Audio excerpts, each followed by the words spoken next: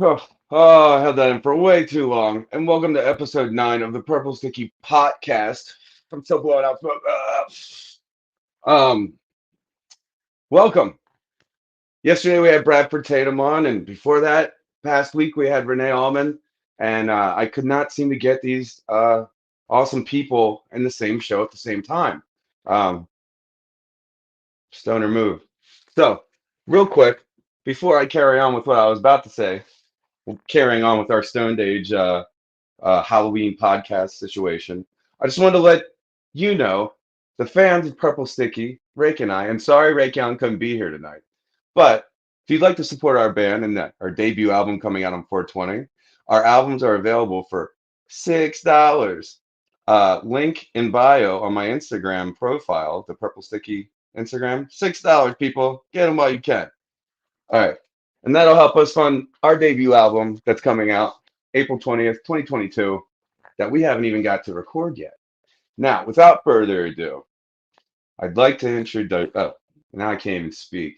I'd like to introduce, from the movie The Stoned Age, Michael Kopelow and Bradford Tatum. How are you guys? Oh my God, they're so fucking old. What happened? I don't know. They partied. What technical difficulties? All right, so I don't know if you guys can hear it, but Michael and Bradford, you guys sound like monsters. So we're having audio issues now, Rob. Is there something we can do about that, Rob?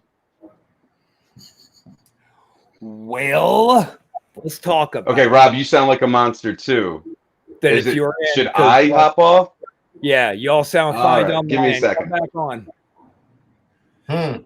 Welcome to the Rob Wild Show, man. I got movie stars today, baby. We got wrestling stars. We got movie stars. We got all the stars in the galaxy coming to the Off the Hook Network. What's up, fellas? Oh, wow. It's trippy because I'm seeing Brad for the first time in a little while. I know. Is it really me having the audio issues here? Absolutely. Oh my gosh! All right, this sucks.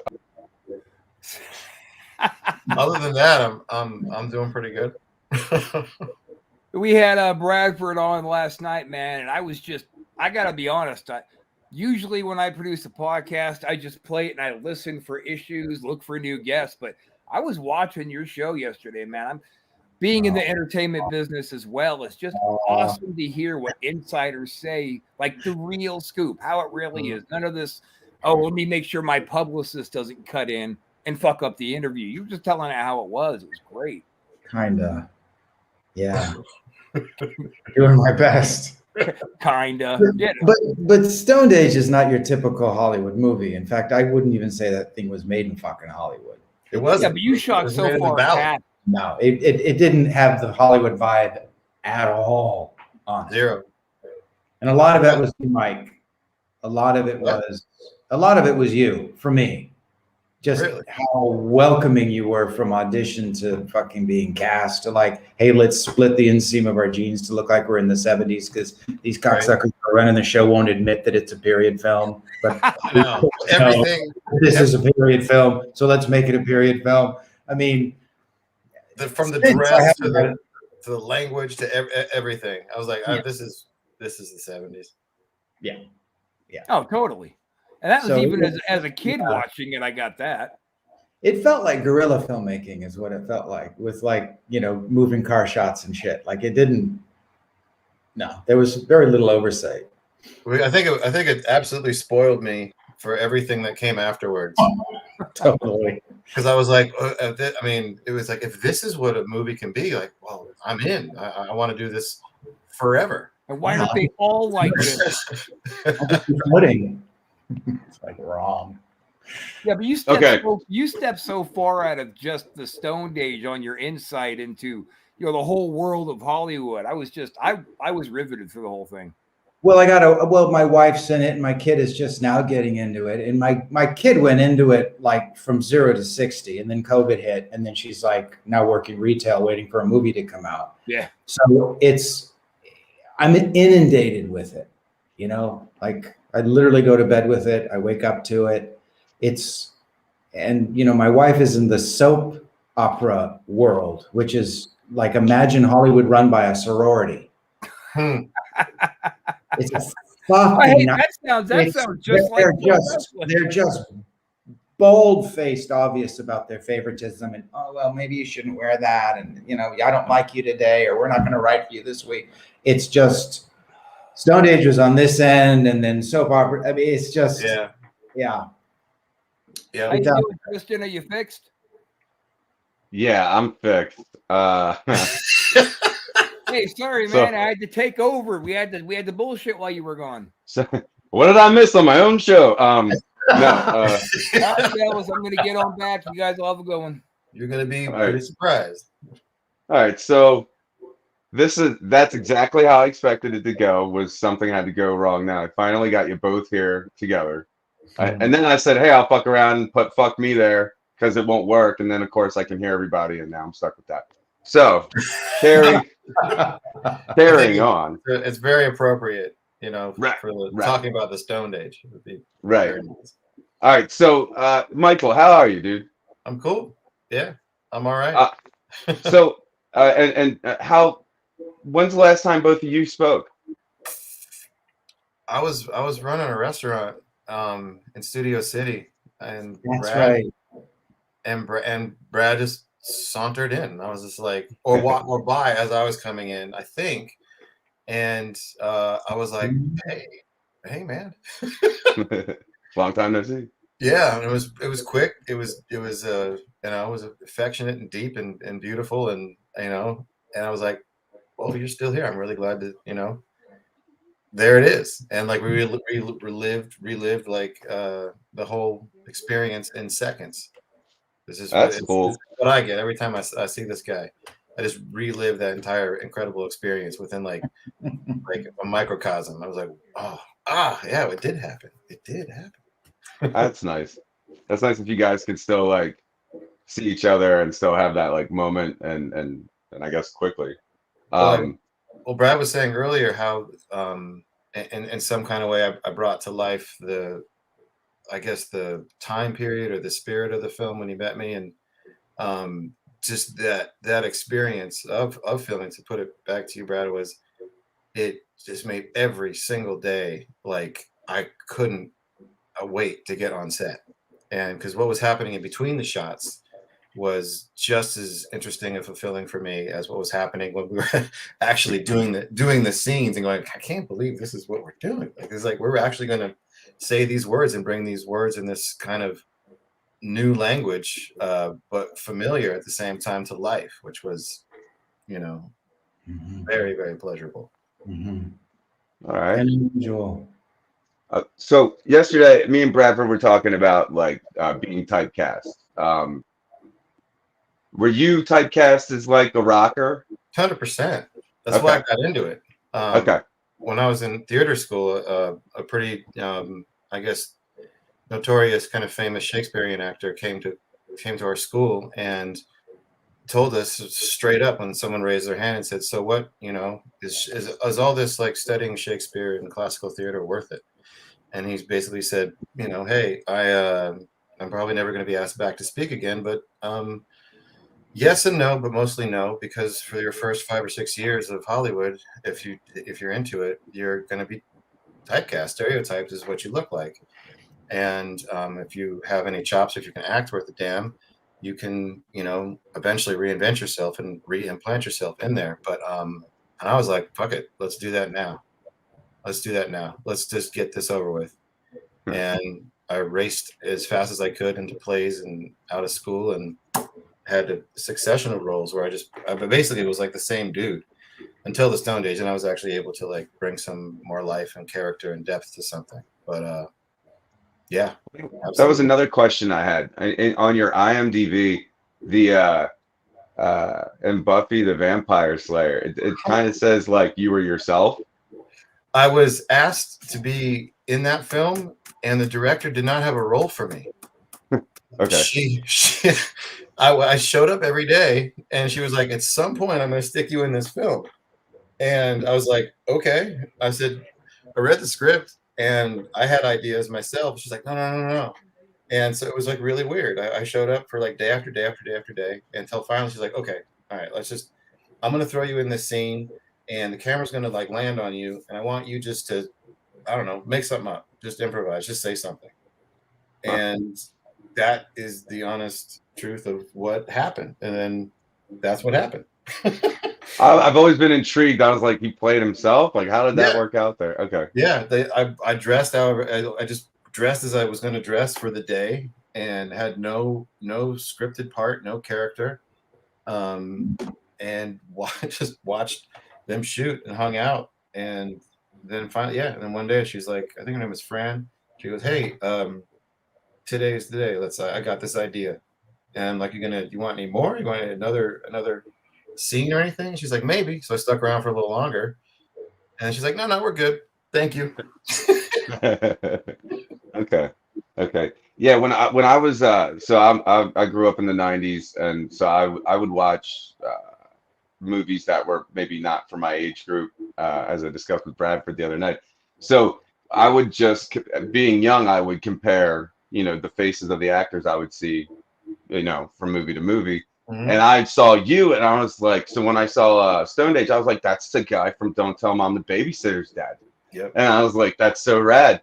And so and that's why I was telling Bradford, I kind of like followed you guys around from movie to movie, just that's cool from what I saw, and just, you know what I mean? I was just like, okay, I'm a fan of these guys, because you guys bring, I don't want to say the same element to all your roles, but it's you. Each of you are bringing something of you to these roles, and that's what's sticking with me and your other fans. But yeah, at a young age, I was following you guys, and I was just like, these are some cool guys. And to me, you guys were like the Brad Pitt and Johnny Depp. I was the grunge kid. I was like, these are the people I want to see on screen more. You know what I mean? So hey, it's a compliment. Yeah, I hope not Johnny Depp now. Woo! Poor man. Not now. Of course not now. I've said 90s. Okay. Yeah. No, definitely not now. I understand. I did that with certain actors growing up, and I was always like really excited when I see them progress or get another role or whatever it was. But I get that. Thank you. I get that. Right, and then I was watching. It was a while ago. When my son was a little bit younger, and he had something on Nickelodeon. I think I saw you on like Drake and Josh or something like that, and I was like, no fucking way. That's cool. It was cool. It was just like on set and dressed myself, and I was like, Daddy's got to show you another movie he's in. You know. There you go. Right. So one question I do have for both of you, because I've heard some of these podcast interviews you guys have done in the past, and you guys, Stone Age being a cult classic, you guys have fond memories. You guys definitely cherish this being a part of this movie and that process, and I'd say you guys hold it dear. But I've met other actors that I became like friends with, and they're like, I don't want to be that one character. I don't want to keep talking about that one character. I don't want to be known as just that guy. You know what I mean?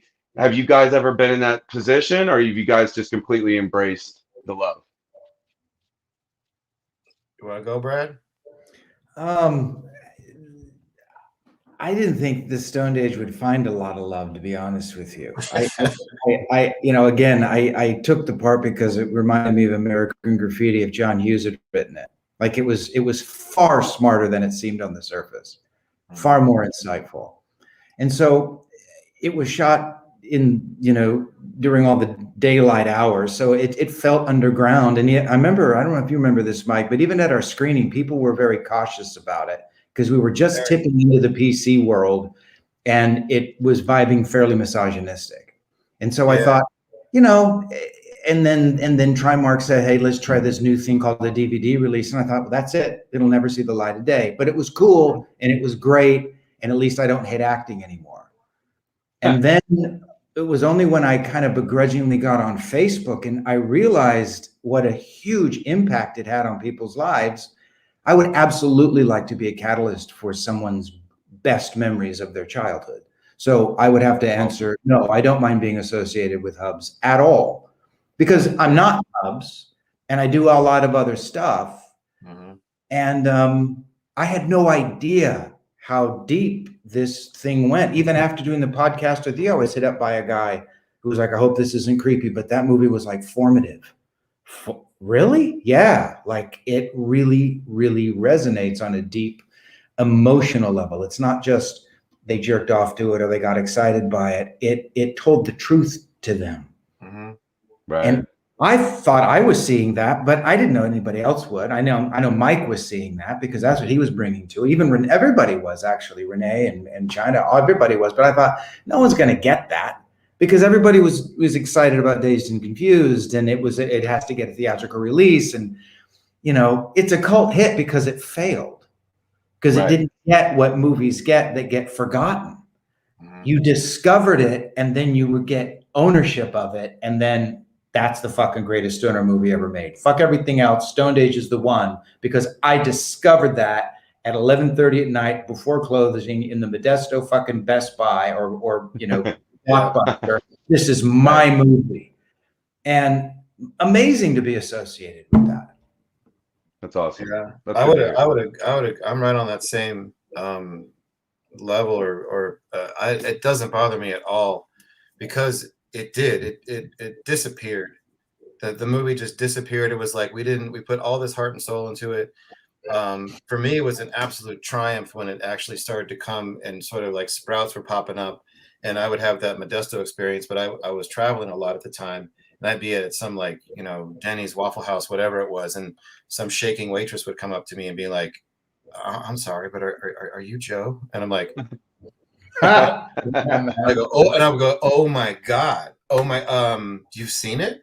And I didn't have the Facebook for a while, or with Facebook, and then got it for work purposes at the time, and then I started to see this like bubbling up of it, and for me it was a very it was a triumph, because I fought artistically to play a character against the grain and play him real and present and a thinking young, like I was a thinking person. I still am, and I never saw that. I never saw that represented in the sort of dopey teenage kind of stoner-esque kind of cult films, where you have somebody, a young person who has a conscience that isn't just like, let's give it all you got, let's do it all night long. But like this guy, I wanted to have that experience of seeing yourself, because I never saw myself in films, and I was hoping to accomplish that,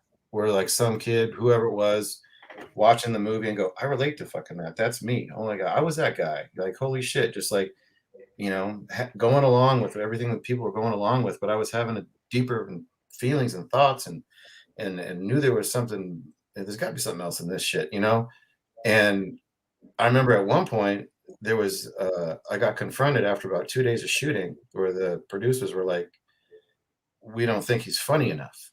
But we were shooting all these like kind of heavy, not heavy. Yeah, that really happened. Oh, come on. It did. And then we changed the shooting schedule so that Jim could shoot one of the funnier scenes, because they were watching the dailies.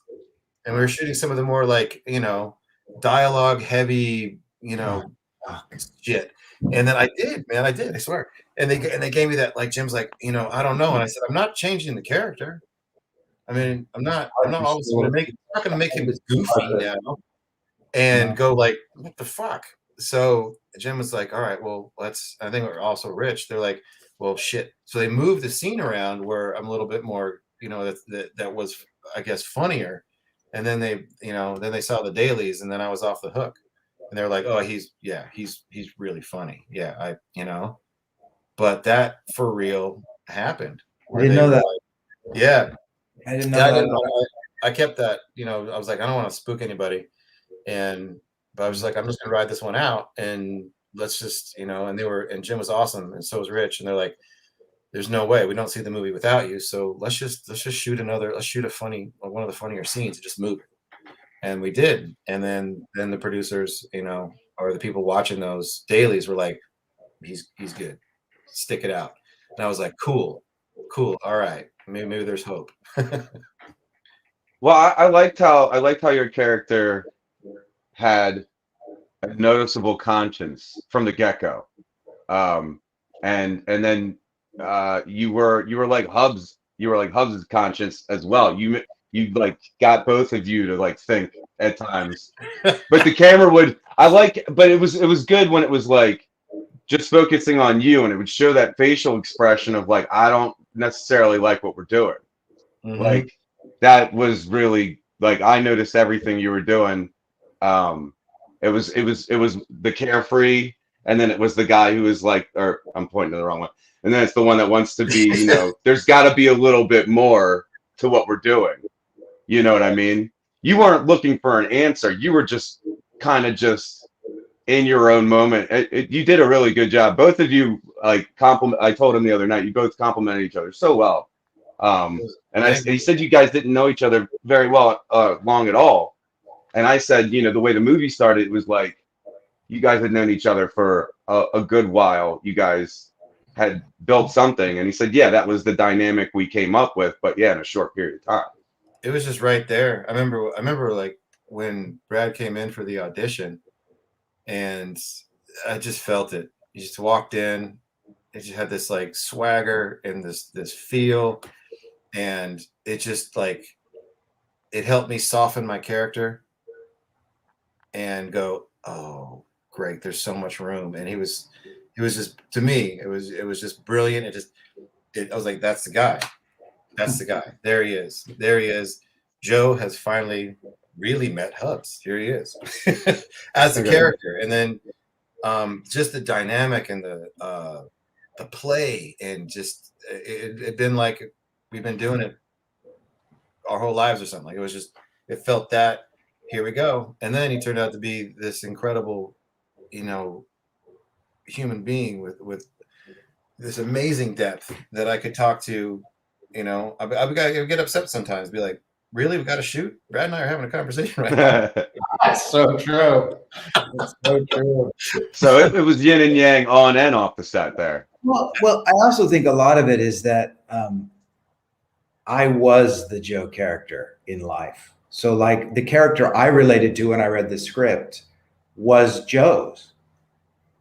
Always going along with it, always trying to be part of it. But pulling straight A's, reading books, thinking, writing, sculpting, being artistic, being called a fag. All that was my world.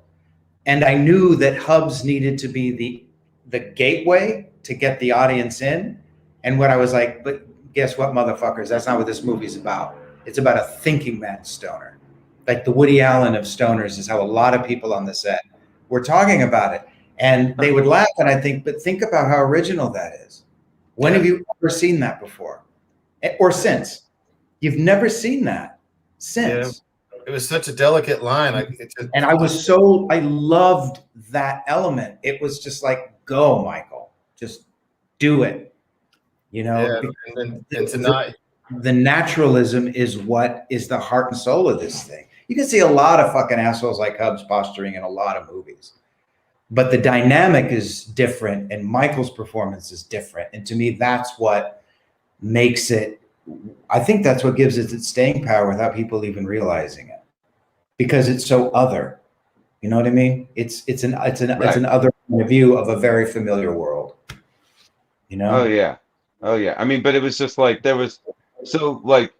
I'm nowhere on the level of acting on you guys where you guys are at. I've done one film, but I can say from that experience, and then watching myself, it means a lot to have chemistry with who you're working with on screen. I mean, and it was fucked up the first time I get a lead in a movie, an independent film. They get Joseph Ganiscoli, Vito from Sopranos, and I'm like, I have a scene with him. I'm like, I've never acted before. Oh, okay, let's do this. And it was wild because I could see what I didn't pull off. I could see where I wasn't in it. I like wholeheartedly at all. But I don't blame that completely on me. The production I was dealing with was kind of like there was no prep, there was no this amount of time. It was like, okay, let's go now. And I'm like, where are we? And I just jump right in, and I had to figure out the line right then and there. But with you guys in your movie, like for instance, like yeah, you could tell every inch of when you guys would talk to each other, even if it was just like laughing, like when you're like, what the fuck is submarine? And then, you Bradford was genuinely laughing from you saying that. And it was like, you could feel it the whole way through everything you guys dealt with. Even like when your character went off with Lainey and left Hubs, you know what I mean? You were even thinking about that, like, what? Like, let me go get him. And she's like, why? You know what I mean? Like, it was very, everybody did a very good job dominating their role and showing their feelings more than just using words. So, I mean, I think that's personally why I love the movie so much. Well, that was, I think, well, all the actors in it were just like spot on. I agree with that. And there was something that I felt that just kind of gave me so much room and freedom is Brad. For me, Brad brought in this element of that, like, it wasn't like fatherly or big brotherly, and it was like the caring alpha in a way. He's like, he really, really, almost like a mentor in a way. That it was that was so unique to me and so wonderful to play off of, and really just identified everything. And it was, and like Joe was like, he's over it because he's like, he doesn't want to do those things. He wants to do something else. It's like, we can't keep doing this, every night and it'd be this fun all the time. But what the bond was there, the sort of like the friendship, yeah, was there, and no matter what they would do to each other like that, and that wasn't like, that just was there. That for me just developed. It wasn't like these, like in parentheses, these two are best friends. Yeah. It wasn't there, and that was I mean, for me, just character-wise, it's just a gift, and so wonderful to play with. That I can do whatever I want, and but that he's still going to be right there. That other rail that's holding this train of the movie is just as solid. We're not going to derail. We're going to keep going, and that was so cool. And all the other actors as well. But all my scenes are predominantly with Brett. Okay, so one thing I was curious about, and we started to Bradford started to let us in on something funny the other night. So I'll start it like this, Michael. Do you anything on set or off set during the filming of the Stonedage that was just like the funniest memory for you? Mm-hmm. Or you had multiple? I mean, we were laughing all the time. I can't believe we got everything. We got everything, honestly, in like 1 or 2 takes. Taylor Negron was like a fucking nuclear bomb dropping because he had no time, no interest. Right? Didn't he vibe like, I really shouldn't be here, but I'm going to be here anyway?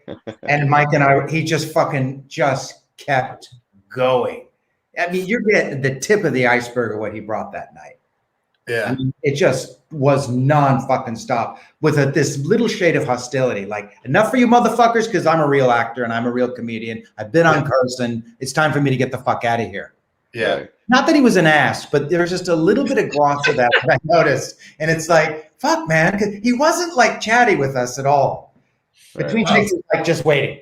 I'm waiting. I'm just gathering all my fucking neutron juicy explosiveness, and I'm just going to drop it on the next take. And Mike and I are like, well, we could talk, right? He's like, I'm not talking to any of you assholes. And that was the vibe that I got. Yeah. And that night was just magical. Out there. It was just out there. He just an incredibly underrated comic, I have to say. Left us way too early. What he was actually capable of was astounding, I thought. Yeah.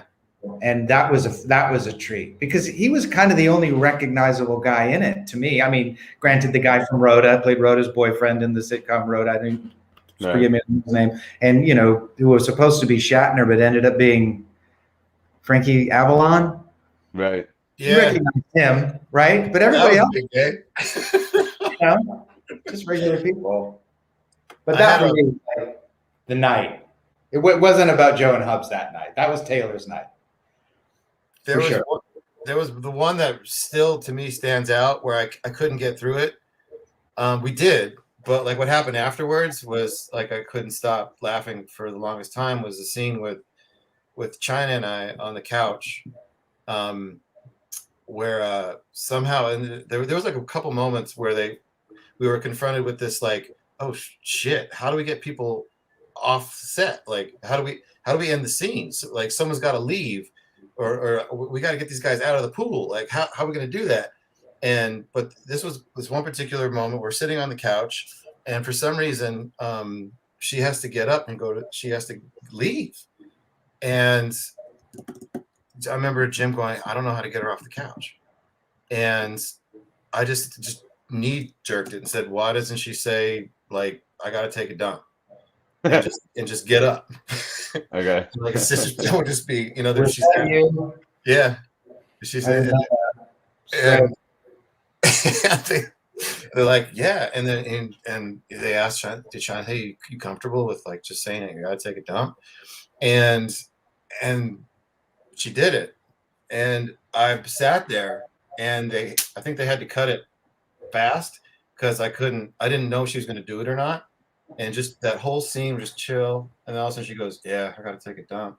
And I just lost it. I completely lost it. What's up, Rob?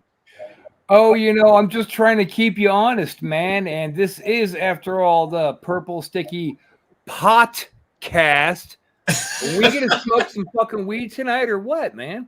Yeah. We can do that. There you go. Sorry, All right. guys, but All right. Let's just. he fought me on this last night, if you remember, Brad. I do. And tonight All we're right. doing it, guys. What are we just smoking, or is it a competition, or what? Now, we don't gotta compete every time. Let's just take a rip together. I brought a Rolling Rock. Oh yeah, rip the Rolling Rock too. Cheers. All right, let's rock it. I'm not gonna guzzle it though. I'm sipping now. Oh.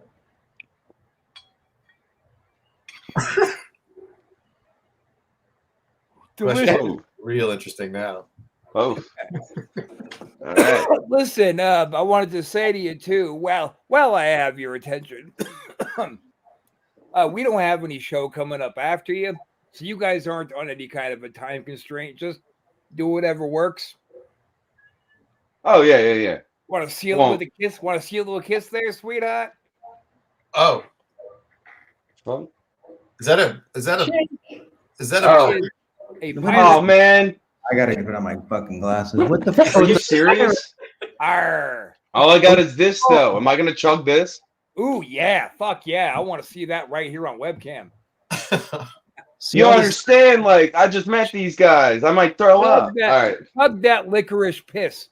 It might be appropriate. Oh God, I know. Hard. Oh God. All right, I'll try.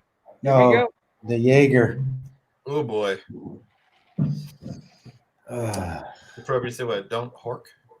Puke. Come on, puke. Wow. Oh God. Mm, That is not a face of a happy man. I need more weed. And real quick, just from a fanboy perspective question for you. I'm a really big fan of Clifton Collins. Mm-hmm. If you guys just have any amusing anecdotes you'd like to share about that guy, as a viewer, I'd love to hear it. And on that note, I'm going to get out of your business. Mm-hmm. Cliff Collins. Clifton. There's many. He was just so regular, I thought. I mean, he was so down to earth and sweet and cool. And we're talking tech, right? Yeah. I mean, again, completely nothing like his character. No. He seems like he's a stand-up guy, yeah. Oh, very much so. Very much so. So, but he you had to be laughing because they had to put zits on him, right? Like he looked like, Every night. yeah. Yeah. I mean, and that's the only movie he looks like a fucking dork in. Every other thing I've Yeah. seen him in, he looked badass. He looks like a cool motherfucker. And this was cool because he pulls off tack like perfectly, and it was probably his age too. But yeah, another guy. So was this like the genuine cast that was with each other at nighttime? Were you guys just like a big group of friends? Mm, It's pretty. Not everybody. Who was No, the asshole? it was really separate. It was Yeah. really, really separate because a lot of it is Mike and I in that blue torpedo. yeah. And we're sitting together, like 10 inches apart for hours. Yeah. I think. And then other people would come into our world and we'd comment on them and we'd groove or whatever.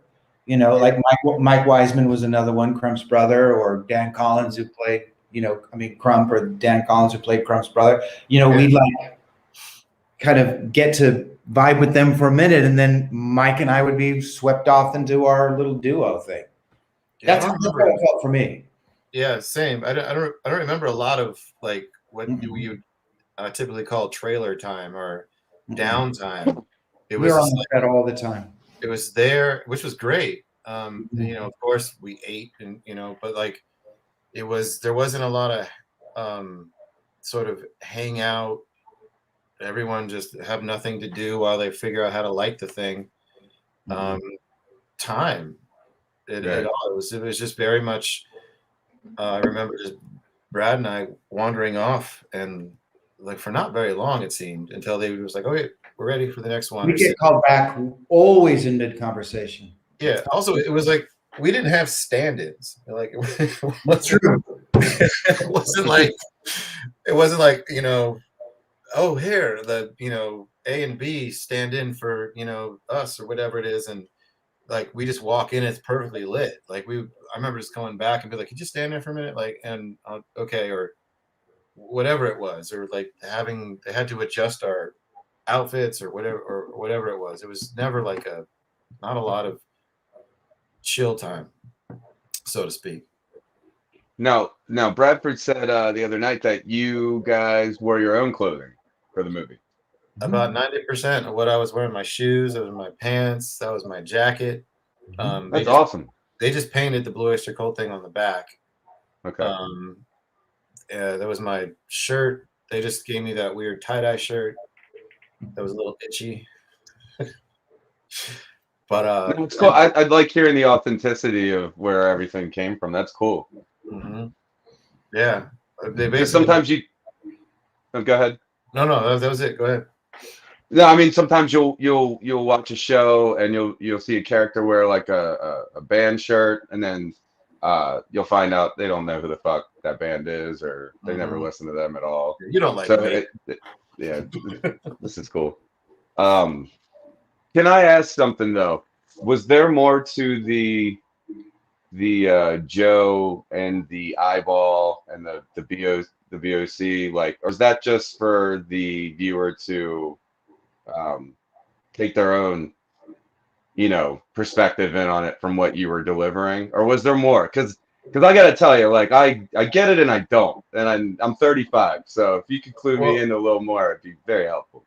I remember originally I had a lot of time to think about it, because originally the Stoned Age was a student film called Tax Chicks, and that's where I met Jim and Rich at AFI, and they did it, and that scene is in the actual original. Like, there's a VH copy of it floating around here somewhere.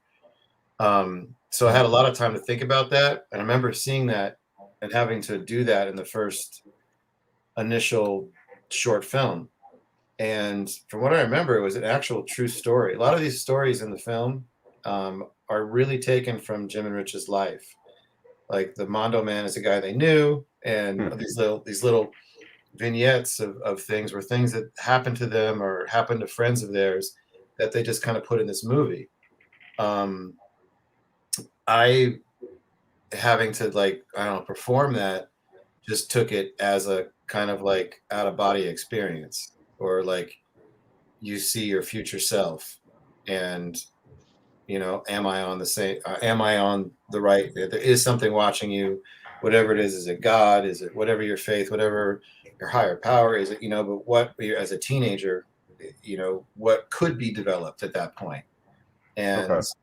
is just conscious, is like what it's basically I played it, or how I thought about it is Joe is finally kind of waking up in his own body, and he's starting to formulate a conscience about his actions and who he is, and that maybe there is something that maybe there is karma, maybe there is something, maybe and that's the moment that he acknowledges it, of all places, in a rock show.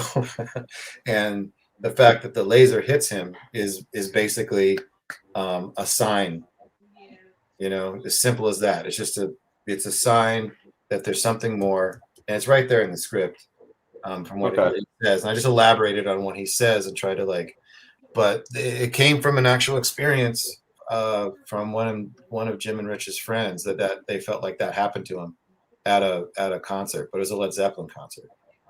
Okay. Yeah. I mean, your performance, I took from that, Joe was realizing he was evolving and that he just didn't know what was next, but he was happy to, move forward. And then I think that also attributes to him being more dominant with Hubs at the end of the movie, telling him to shut the fuck up. This is what we're listening to. Mm-hmm. You know what I mean? Like, that's how I perceived it. But real quick before this disappears, my buddy Joseph Highmore says, "Are there any scenes that you remember shooting that didn't make the final cut of the film?" Yeah, there's one. Really? Yeah, it was. Remember when we were painting the car? Oh shit, man! We did that very early in the thing. Yeah. And then there was that intro they were going to do. We were going to be cavemen. Oh, that's right. Oh, that would have been rad. That never got anywhere. But I think that was to kind of bookend the whole Kubrick 2000 thing, because they wanted to begin it like that. And then I think when Mike and I had no idea how it was going to begin. Yeah. And all of a sudden it's this, old English scroll and like, Mike and I, what the fuck is this? But that's not even in the original script. No. Okay. That was completely something else. Yeah, but there was, that's true. And then, the only thing I remember was just us, painting the car, and then, that we were just owning it. Like, this is our vehicle, what we save our money for and work on, and it's custom. But that never flew. Okay. Very cool. Very cool. Now, so something Bradford said the other night, and he said it was nerve-wracking for him on set, but I gotta say, from the other side, the other perspective, it's very funny to hear. And you were there, Michael. So he was saying when you guys were doing the pool scene, that Renee's boyfriend was there. Do you remember? Yeah. You remember? It's fucking glaring on the chaise lounge. There was a bunch of little rattling things that on that day. There was that, and the fact that they didn't know how to get us out of the pool. Didn't you do the monkey shit because the tension was so fucking intense? I was like, in the script. Yeah. You started to do this chest thing, because there was a fucking intense vibe, right? It was intense, and I needed to get That's you what out. happened. I needed to get you, and I needed to get you out of the pool, and I was oh my god, that's what happened. I was like, what am I going to do? And Jim was like, you got to get him out of the pool, and you're not tough enough to can't pull him out. You can't break them up, and you got to take the tension away from them.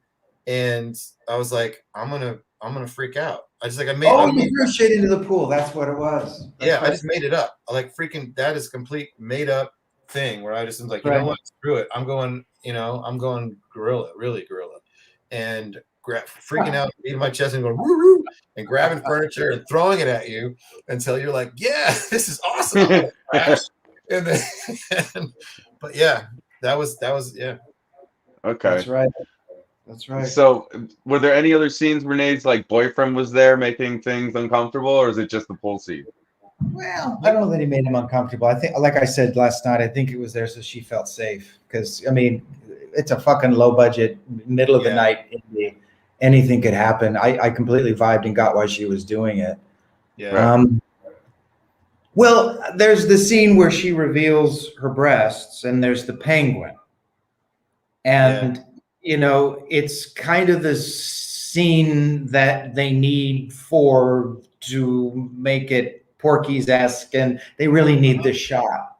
And it was uncomfortable. I remember it. I remember it being a lot of takes, very mechanical. And it was the moment where I thought, oh shit, this could be such an exploitive piece of shit if we're not careful right now. You know, I mean, I because I knew why they needed it, you know, to fulfill the dictates of a certain, you know, requirements of this audience. But I remember it feeling a little bit tense. If I'm perfectly honest, I remember it being a little bit uncomfortable and tense. And I had just come off a set where an actress had to do something similar, and we had to get a SAG rep on there to make her feel safe. And I thought, oh Christ, I hope this doesn't happen. But then again, it's Jim Melkonian, who's not going to, you know, crush anybody's dignity, you know. But I didn't, you know, Jim is very quiet, so I really didn't know him that well. I didn't know him the way Michael knew him, you know. And he's very, very, very quiet and sedulous in his thinking, and it's methodical. And you know, there was Rich, who had all the personality and the giggles and happy and hey, this is great, and Jim, who was very, very focused on this thing, you know, kind of a Hubs Joe dynamic, ironically. You know, that was there all the time. So it's kind of how I saw it. Yeah, I picked up on that. Like, so when you guys would talk, would you guys be building on your characters, or would it just be completely unrelated, just nothing to do with the movie when you guys were just chilling? Both. I remember a lot of it being completely unrelated. Completely. You know? We thought Yeah. I couldn't talk to Mike Kopelow as Michael Hubs. You just couldn't, because Mike Kopelow wouldn't relate to this guy in real life. Yeah. Do you know what I mean? He's just deeper and more sensitive than that. He's more interesting than that. So it's like I had to like be me and then jump back into this guy. You know what I mean? Vice versa. Like I said earlier, it was more. I mean, sometimes like there probably are nights and days that like I don't remember very much the acting or what we did, because I was more interested to get to the downtime, if we got any, to just talk to Brad about more whatever. I mean, it was so it was a complete antithesis of who we were in those roles when we weren't. Well, like we were talking about literature and astrology and astronomy and books and other actors and what we thought they and just life itself and experiences and our travels and our time and relationships, and like we were nerding out, man. And yeah, that's what it was. So off scenes, it's all cultured, and then they're like action, and you're like, oh, it's party. Yeah, like we should have had like tea, you know. And be like, really, that's fascinating. And then, but then it was just like, okay, Joe Hubs, we need you, you know. And then we go and be like, yeah, and we be in our like in our moments. But and I'd be like, we go, okay, we done with this scene, so I really want to hear more about these, you know, these concepts of astrology that you're talking about that I've never heard before, like, and get back to it. That's hilarious. That's fucking hilarious. So you guys said you spent a lot of time in the car. Is that due to just getting enough shots, or was the car not in tow? Like, were you actually driving it? Yeah. One time we were. Yeah. One time they just hooked a camera on the windshield and said, "You guys go drive." Yeah. Sweet. Remember that? Yeah, for hours. Huh. For hours. That's what's up. And then we just drove all over the San Fernando Valley and did all kinds of shit you'll never see. Yeah. You'll never see. It's all filmed, but just shit you will never see. Yeah. And it was probably one of my favorite nights, because the line between reality and filmmaking was so thin that night. Yeah. because there was just the slight whir of the RA Flex on the hood of the car. But we were just two fucking assholes in a car driving in the middle of the night Yeah. in reality, because I'm having to watch traffic lights and traffic and shit, and I'm having to be present because we're not being towed. It's always like the guy doing the fucking tow thing, and he's never watching the road. Like we couldn't do that. And Mike's setting the lighter off and doing all kinds of crazy shit. I'm trying to drive. Throwing things at him. And really good. It was fun, and I've never ever done anything like it since. Oh, okay, that's cool. That's cool because most vehicles are in tow when they're shooting. We did that for the dialogue scenes. Okay. But I think this was a sequence that they were going to open the movie with, and there are pieces of it. Yeah, there are. Well, they're doing, I think the Black Sabbath song. Mm-hmm. Where he's lighting your cigarette and whatnot, you're actually driving? It was that all came from this like all night weird, just driving into the void night. Yeah. Okay. I remember Also, correctly. Brad, I don't know if you remember this. It just occurred to me. The Pussy song, we had no playback. We had we did that without playback. We're like when the So fucking good, man. We're so talented.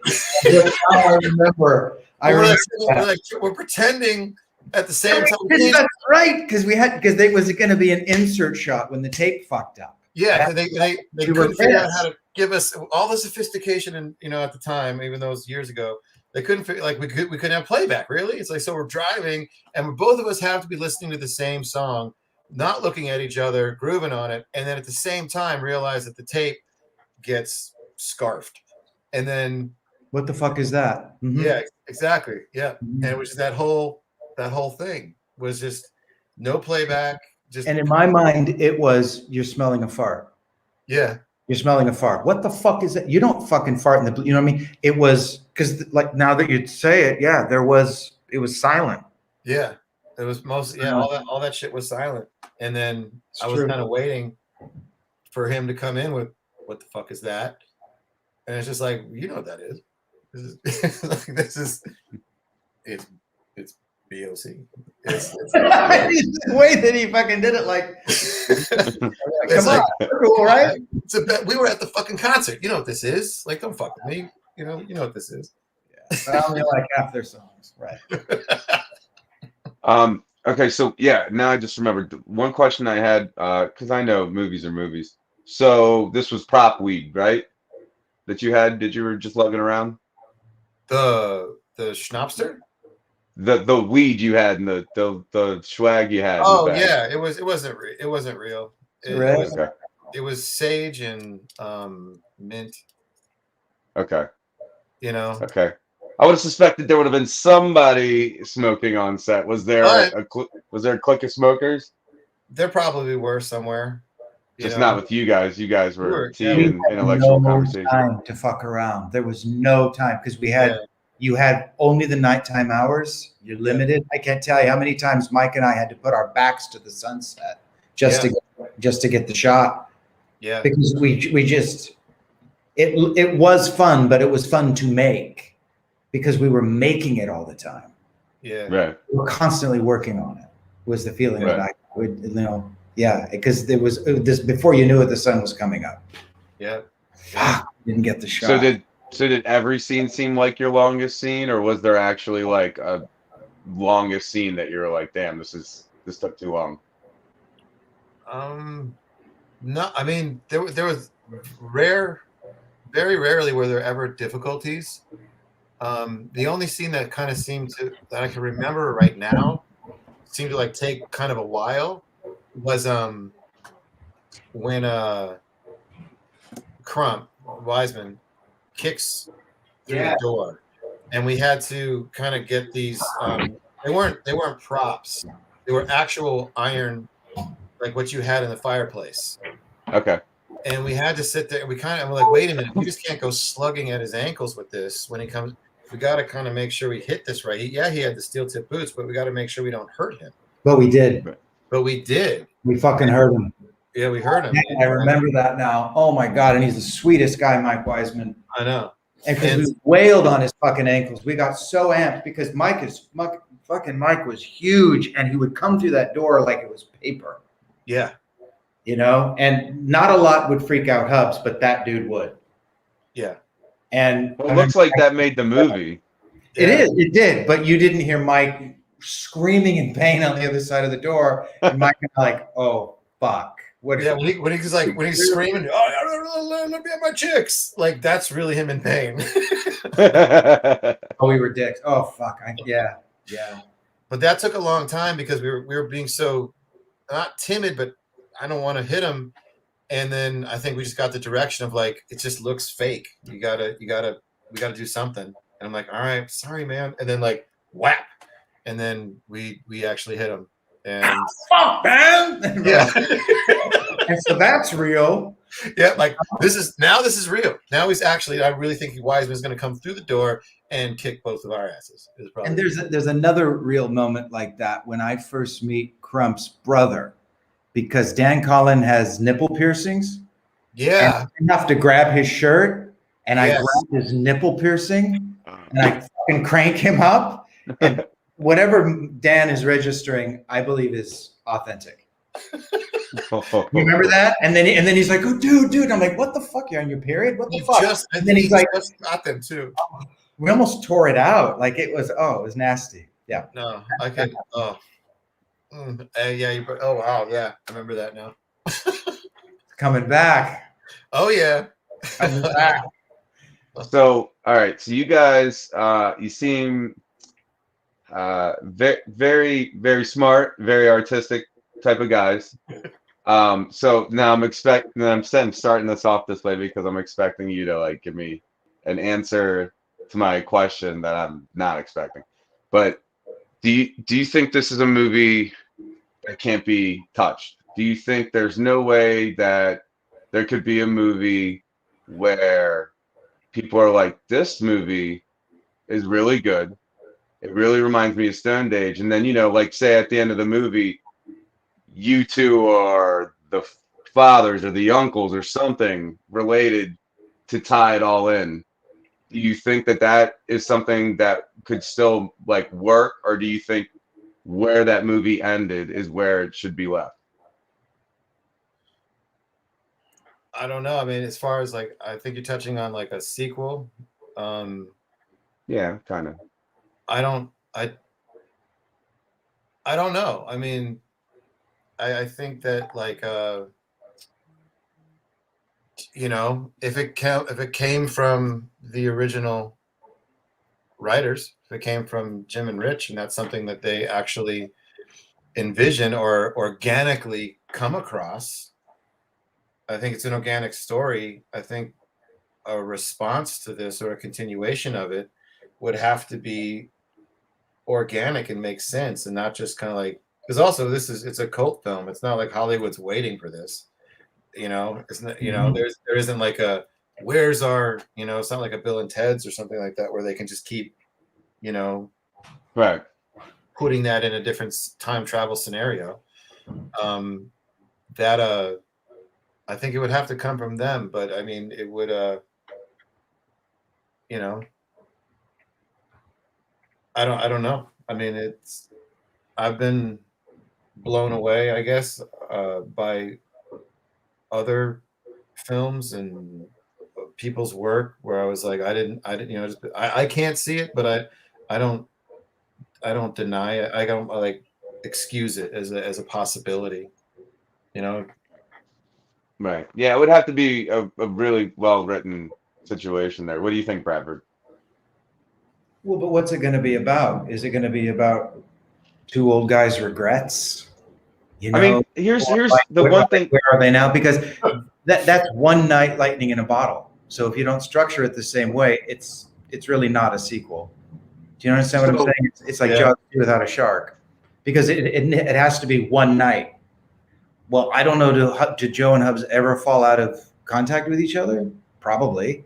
Yeah. Does he marry Lainey and have a bunch of, or does he marry Jill? Like, what? And you just have to ask yourself, what's the end game in doing that? Because it's going to be another comment, unless Mike and I aren't the leads of it. It's about our kids or something. That's what I'm saying. Something like that, where like, say like, yeah, all of you the movie it would fall along the lines of starting where you guys aren't in touch. None of you uh, the original cast I would like to see, but the storyline, you guys aren't in touch with each other. Like, what were you saying the other night? Like, you could see like Hubs like being like a car salesman or something, like just falling into a job where he could basically manipulate and get what he wants out of life, even when he's older. Yeah, but again, it's like they tried it with American Graffiti, more American Graffiti. Okay. And whatever your feelings are on that film, it's one night only. That was it. Yeah. And there's just something to be said for me of the whole power of that movie. Even when we made it was about nostalgia. Oh yeah. It was just a simpler, raw, because we're never on a cell phone. We're never engaged in any technology. Mm-mm. We're completely in the moment. We're going from adventure to adventure to adventure to adventure. And 20 years from now, kids are going to look at that and not going to believe young people actually lived that way. You mean they didn't have the fucking thing strapped to their faces? No, we actually went out and lived life.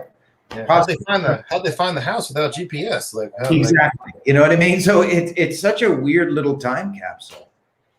I mean, I think that's the thing, though. I think the movie was written so well that there is room to make something like a sequel, probably, if time was taken to be really well. Like say Hubs has a son, whether he knows that he has a son or not. Once he gets to know the son, can't get in contact with the son, and it reminds him of himself, because when he was growing up, there wasn't cell phones, and that's what his son's acting like. And now Hubs is all grown up and on his son. You know what I mean? Just like little things like that. Well, and I say what I would get at is, like, at the end of the movie, you two would go back to your roots, no matter what age you're at. Well, here's an interesting kind of addendum to that, because when Stanley Kubrick adapted Clockwork Orange, in Burgess's original novel, there's a 13th chapter. And in the last chapter of Clockwork Orange, Alex grows up, becomes a responsible adult, and all of that horror was just a glitch in his adolescence. And to Burgess, that was what the novel was about. This level of insanity, of violence, of rape, of disenfranchisement of the youth is a phase. And Kubrick said, bullshit. He's a psychopath. Mm-hmm. And that's where there was this huge falling out. So I kind of like Kubrick's take on that. He just let it be what it was. Yeah. And didn't comment on it and didn't contextualize it. And that would be my fear of a sequel, is it doesn't need to be contextualized. Okay. It just exists. And, I don't know. I mean, I'm not going to say no to it, of course, but yeah. I mean, Rich makes all kinds of cryptic comments, and a lot of them are how Joe died. So I don't think that Rich wants to, like, he was killed by the Hillside Strangler in 1979, or I don't know what he does this shit. And so I don't think it's even on Rich's radar to do something like that. Personally. There was one thing that I saw recently that I like while I was watching it, gave me a little bit of I wouldn't say hope, but just more like conceptually going, okay, that's really smart, and that's the continuation of the Karate Kid with that one series. It's true. Cobra Kai. And I'm not saying that, but that I was like, I'm just going to give it. I mean, the sequels, I love Karate Kid. One of my favorite. The first one was one of my favorite films ever. But the sequels were like, okay, enough, but the series and what they did with that, I thought was smart, and I bought it on an entertainment level. And one episode, I'm like, I don't know about this, but then I got hooked, and I was like, I watched like every single one of them. That's the closest thing that I've seen, taking an original, nostalgic, time capsule-esque sort of thing, movie, whatever it is, and then modernizing it into today, where you still are rooting for those two characters. Right, but you're again, that movie was a cultural phenomenon when it came out. People could get enough of it, and like you said, This Yeah. is a cult film that people have ownership of Yeah. at this point. So it's like Joe Average isn't going to fucking go see this movie. Exactly. Yeah, that's the thing I was saying before. Like, this isn't like Hollywood never owned this. No, The people, no. this is an individual find. When you find before technology, it's just like passing. Watch this movie here, or borrow this, or check it out. Like this, that's what blows me away. Is like this movie became what it is, and then I had to I was confronted by it socially. Just be like, really? Because it was word of mouth. It didn't have the luxury of any of the technology we have now. Right.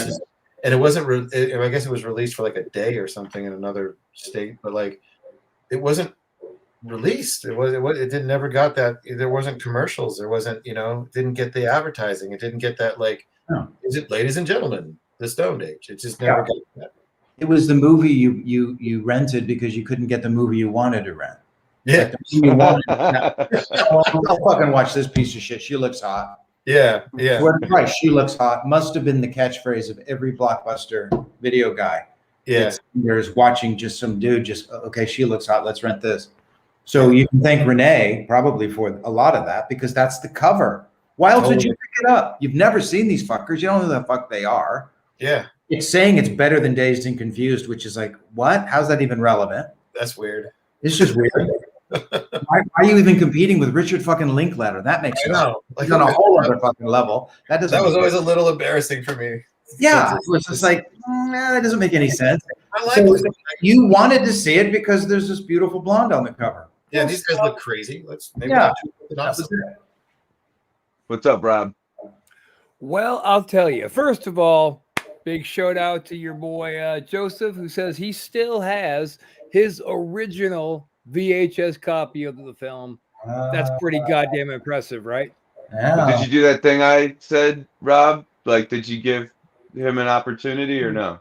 I having a hard time tacking up with their actual profiles, but real quick side note, two things. First of all, it's been another half an hour, Mr. Purple Sticky, so we're gonna have to do this again. But before we do that, I just received a very interesting idea from one of our viewers, which was maybe here relatively soon we could do another Purple Sticky special edition where we can actually show the Stone Age and bring some people on, like when I did the screen similar to this, right? Wait, it would run very similar to this, where in this big screen we would show the movie, and along the side perhaps some of the actors to share some commentary on that idea. Yeah, I think that would. Dude, there would be so much shit we'd have to do to get the okay on that one. I think what you need to do is go ahead and let the producer handle that part and just share the idea with the talent to see if maybe that's something y'all would be interested in. Don't feel obligated to answer right now. True producer talk.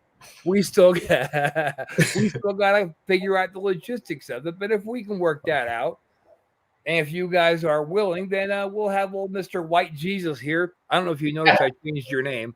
We'll have White Jesus reach out to you guys, and maybe Renee. Maybe we can work out just like everybody eat some popcorn and hang out and watch a movie together. I mean, with the right movie and the right people, which these guys are, and the movie is the right one, commentary would be pretty entertaining. I would fucking agree. I mean, so far I have just... By the way, it's awesome having the cast of two guys from the cast of the same movie on. This is just thoroughly entertaining. And Purple Sticky, White Jesus, great fucking job booking, dude. You kicked ass on this one. I just annoy people until they come on the show. Until they say, all right, you shut you up. I make them feel sorry for me. I tell them how stupid I am. And they're like, yeah, I'll come on the show. Just leave me the fuck alone. Well, I mean, you're not lying. All right, let's do this real quick. So that's a good thing. All right, let's do this real quick. Listen, you ready?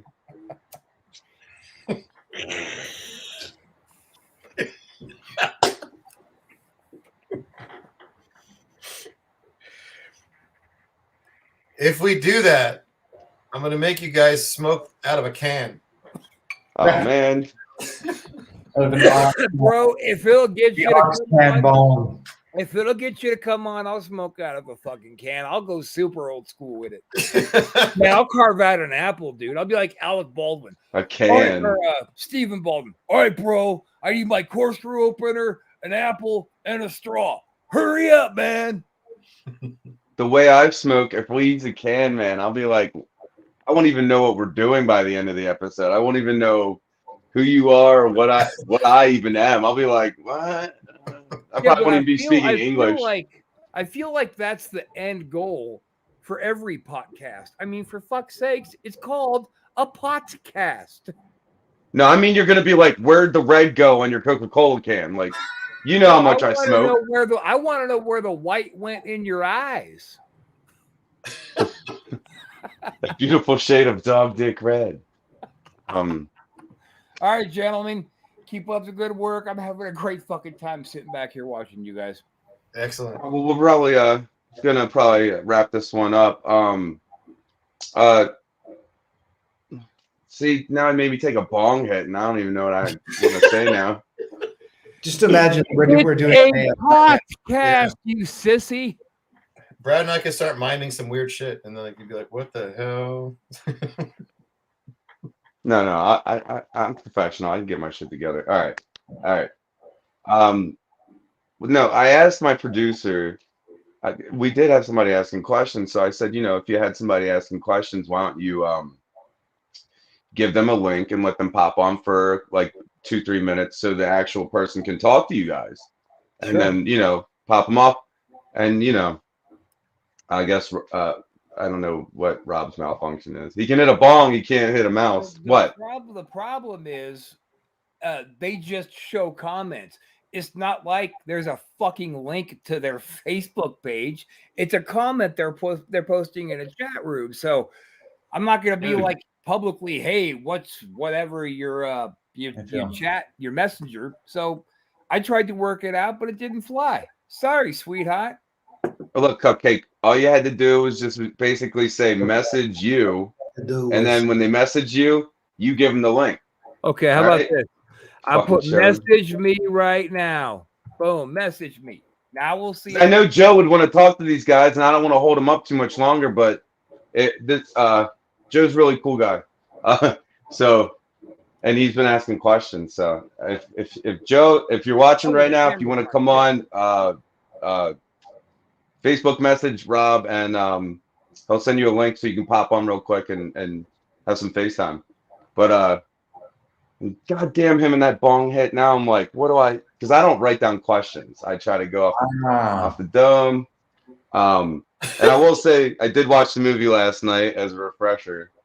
That's why I was just kind of curious about how long the scenes took and if you were driving or not, and the funniest moments. But it seems like that I have that in common with you guys. Like I said, I'm more inexperienced, but when I was shooting the indie film I was shooting in Philadelphia with very low budget, I mean super low budget, where it was like the people I was working with, some of them were from the area we were working in. They're like, you need to go inside right now. And I'm like, why? They're like, because that looks like a drive-by. Like it was stuff like that. Like we were in a bad part of Philly.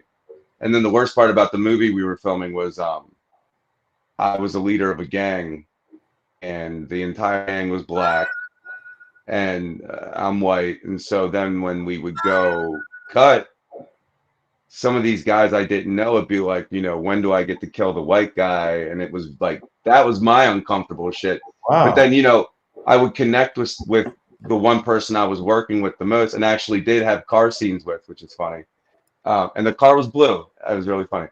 But and we connected, and yeah, our characters were completely opposite of what we were on screen, and it sounds exactly like what you guys were talking about. So I understand what it's like, where you're like, you don't expect that you're gonna meet a new friend and connect on a level you wouldn't expect at all, and so it's like, oh yeah, I'm here for a job. So that's cool that you don't think that happens too much with actors, or a lot of us wonder how actors become friends. But what's up? Like, do neither of you guys do anything indie, like where you pick up the camera yourself and have anything going? I know that Bradford is a writer. I've done it And twice. I've made okay, movies. Yeah, it's hard. It's really hard. But yeah, I've done it. It's, I understand. I mean, what would you say funding is the hardest thing? well, if you write the right story with today's technology, you don't need a lot of it. You know, if you do like, you know, a single house creeper or whatever it is, you know, like what the Duplass guys figured out, that kind of thing. That doesn't require a lot of budget, but a lot of craft, you know, because Right. you either have money or, you know, skill. Because without money, you've got to have mad skill to make it work.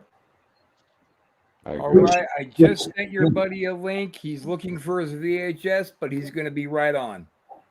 He's got to bring his VHS. That's cute. Well, okay. Well, at least we're successfully having I guess. another fan come on. Yeah. So that's cool. Yeah, I met this guy that's about to pop on. He, his friend's a rapper, and my band, which is called Purple Sticky, we were raising money for our album that's coming up, and they did like the highest donation where they recorded a song with us. So, Michael, are you familiar with anybody from MTV's Jackass or like Viva La Bam or anything like that from like 20 years ago? A little bit. I will have to let you know. I'm gonna have to get off soon. Okay, yeah. I'm not. I mean, not get off. No, I figured. Bounce soon. But Absolutely. I remember.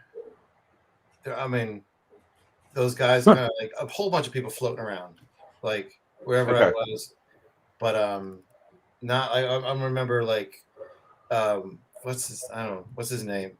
Bam Margera. I remember him, and then there was there's another guy, shaved head, who did like the wildest shit.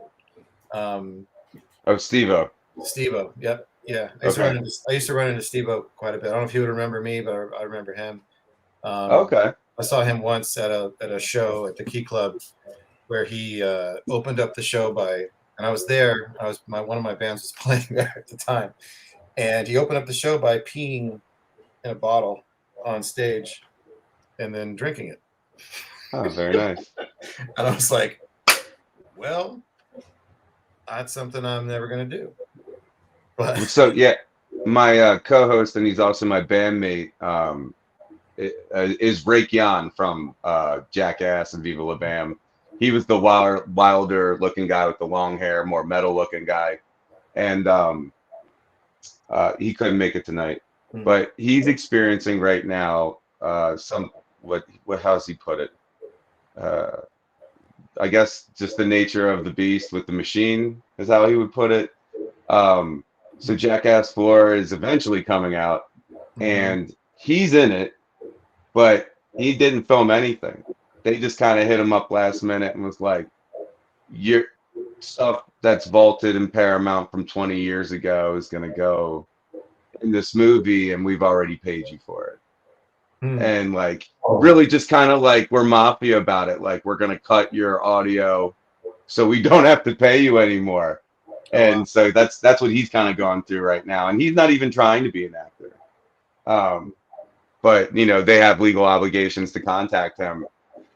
and they're just not nice to him at all, and no cast members that are supposedly his friends are hitting him up or anything, but he takes it with a grain of salt and is just, you know, enjoying life no matter what, which I pride him in that, and I'm happy that I'm friends with him. But it's crazy what an actor can be put through.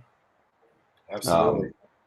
Because yeah, they're putting out previews and his face is all over it in the movie theaters right now, and he's just living the well, at the moment, single dad life where he's taking care of 2 kids and he's like a scientist, and then people are like, I just saw you on the movie theater screen. And he's like, oh, cool, whatever. Yeah. Okay, so it's hit the 20-minute mark, and it looks like the guy's not coming. I don't want to hold you guys up anymore because I usually end the shit up. What's up, Rob? I mean, he is coming. I don't know how long it's taking him to log on. I'm just saying. He did say, wait. I'm gonna say I'll give him a minute. Bingo. All right. What's up, Joe? What's up, guys? It's nice to see all you guys. It's nice to meet you guys too. I just want to chime in for a second. Yeah, Stone Age is a great fucking flick, and I definitely remember seeking it out and seeing it like a VHS rental store and grabbing it and just being blown away. It's definitely better than Dazed and Confused for sure. Absolutely. Did you have any questions for him, brother? No, I just I've definitely enjoyed the podcast, and I've just been sitting here smoking and listening to all your guys' questions, and they were great, man. Thanks for doing this, by the way, too. Yeah, man. Hey, thanks for joining us. Well, I know you guys got to get going and stuff, but yeah, dude, this has been fucking awesome. And I couldn't find my VHS. Well, Joe, you can hang out, and I don't want to tie these guys up anymore, but Michael and Bradford, thank you for helping me out, and Bradford showing up a second time. It means so much to have you guys together. Thank you for sharing like your stories and answering all of our dumb fucking questions and dealing with our dumb fucking situations. Well, really appreciate your time. I got to see Brad, and that was worth every second for me just to see this guy. Speaking for the Off the Hook Network, man, this was one of the better podcasts we've done in a while, and thank you guys for coming on. And Tristan, dude, double brownie points for you on some good goddamn booking. Hey, man, thank you. I try. I just, whatever. Again, so Michael and Bradford, thank you again. Thank you. We hope to have you on the show in the future, and we'll talk soon. You guys have a good night. You got it. Cheers, guys. Cheers. Oh, all I know is we got to work it out to do this, to do the movie. Do the Stone Age movie. Maybe we can even get Renee on too. All right, we got to fund it. We got to get the writers on board, dude. It could work. I mean, it could work. It could work. The movie is over 20 years old, man. It falls under the public property right. That's not the problem. The only problem is Facebook going to have a problem with it. Nah, you got to respect everybody. I want the original writers in on that. In on what? Showing the movie? Oh, you're just talking about showing it? Yeah, Okay. showing it, getting some people in to commentate on it while we're showing it. I'm not saying, hey, we should fund part 2.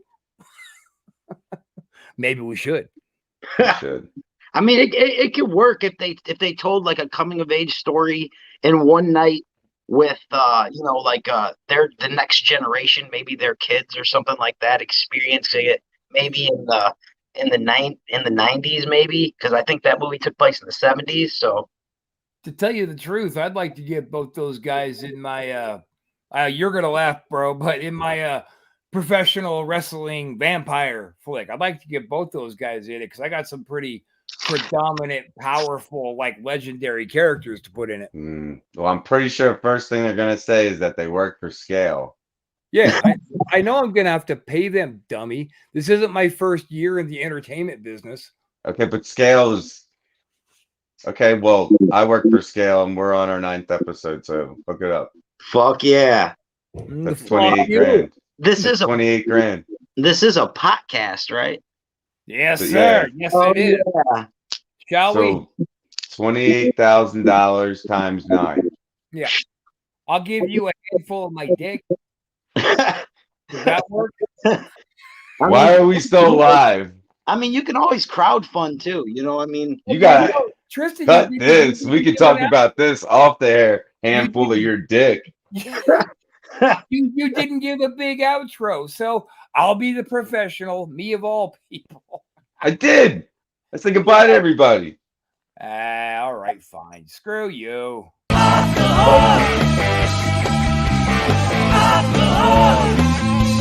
Show, brother. You had what I said.